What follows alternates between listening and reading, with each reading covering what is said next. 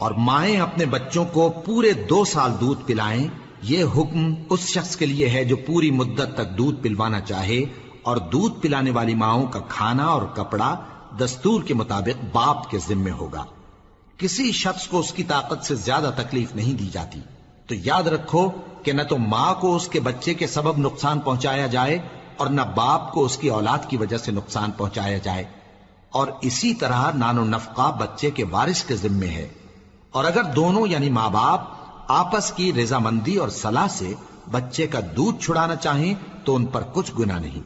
اور اگر تم اپنی اولاد کو دودھ پلوانا چاہو تو تم پر کچھ گناہ نہیں، بشرطے کہ تم دودھ پلانے والیوں کو دستور کے مطابق ان کا حق جو تم نے دینا کیا تھا دے دو، اور اللہ سے ڈرتے رہو اور جان رکھو کہ جو کچھ تم کرتے ہو اللہ اس کو دیکھ رہا ہے۔